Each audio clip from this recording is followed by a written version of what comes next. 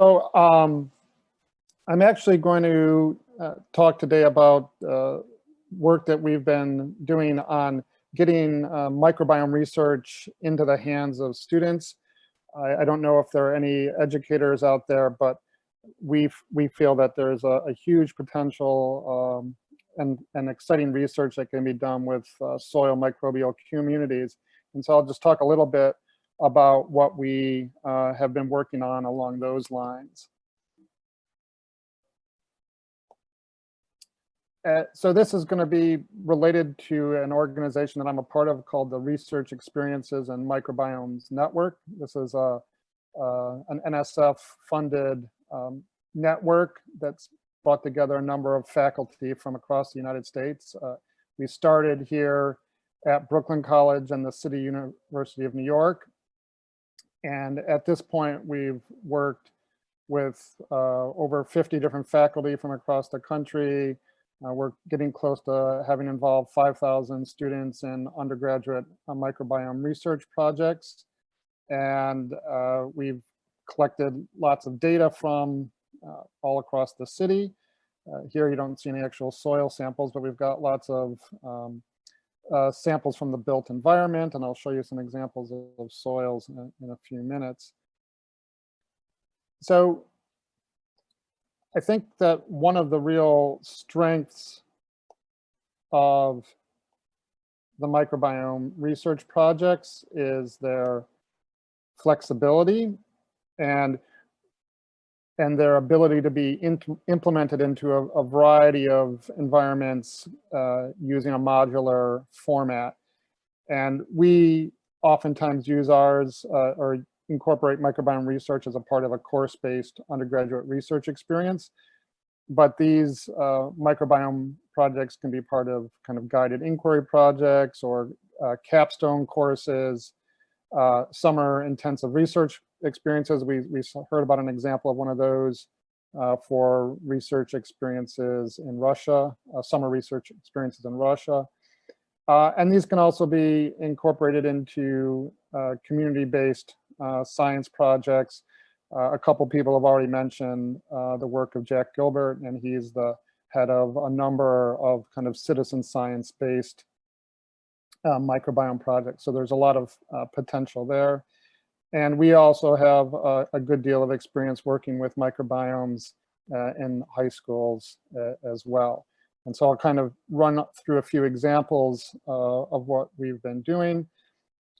First, just to kind of run through the basic elements of a microbiome project, and these have been touched upon in earlier presentations, starting with the experimental design and the questions that one would want to ask about soil microbial communities, collecting soil samples, extracting nucleic acids, either RNA or DNA from the soils, sequencing the DNA that's been isolated, data processing, and then data analyses and visualization.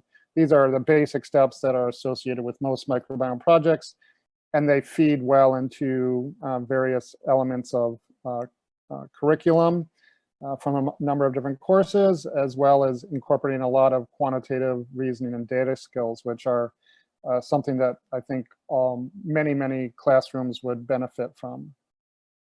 And so we started out doing broad surveys around campus and around New York City.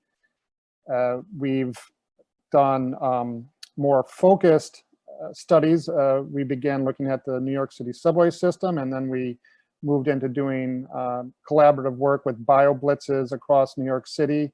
And in the bio-blitzes, we would be assigned, the group that was working with our team from Brooklyn College would be assigned to looking at the soil microbial communities from the different sites that we went out to collect from throughout New York City. And so this is kind of an example of a citizen science project. In addition to these kind of survey experiments or survey projects where we're essentially going out to look to see what's there, you can also have more hypothesis-driven projects. And these we have carried out across New York City in in various parks and tree pits and other green infrastructure sites, asking questions about how the human influence on various soils in the city affects the microbial composition. Alonso has been a major part of a lot of this work. I think this is him in this lower picture down here. Yes, and I mentioned the tree pits. And recently we've begun working with a number of collaborators looking at microbiomes with students, looking at microbiomes from green roofs across the city.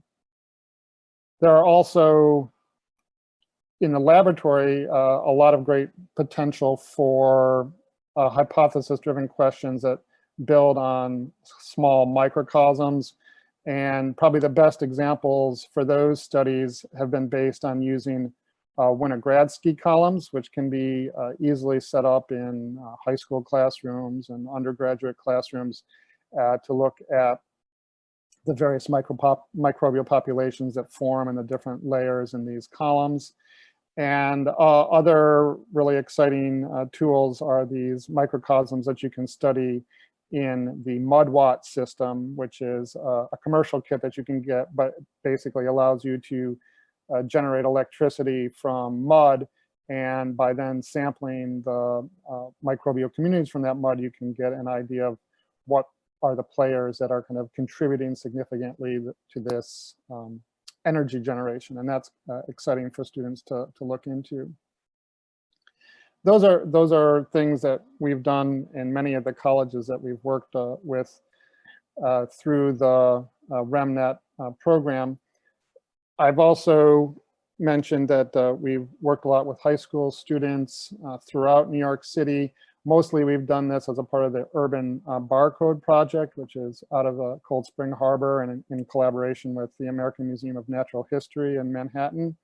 And these projects have been very exciting. Often they're kind of led and driven by the high school students that kind of had an idea of something that they wanted to look at in terms of microorganisms in the city.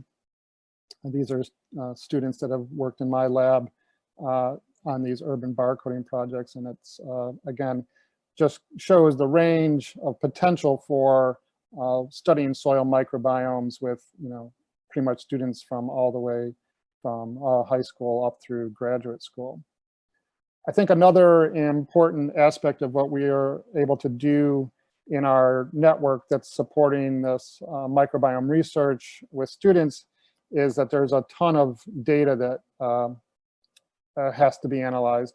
And this can oftentimes be quite overwhelming. And so what we have tried to develop are resources and training tools that allow instructors and their students or students working independently to start with their sequence data from the samples that they've collected from various soils, use a number of different analyses tools to kind of process that data, and then to interpret the results of that data. And all of these steps are kind of have hurdles that are involved, and we've worked hard to try to make it easier to overcome these hurdles. And so we have a number of training videos that provide support for working with microbiomes.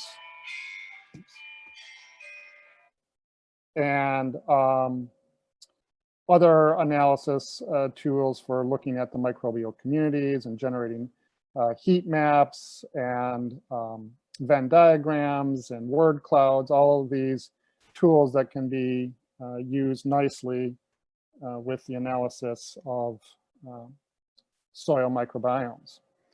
And so I just think that there's a lot of potential there. I'll just finish there and thanking my collaborators Avram and Jessica and Davida.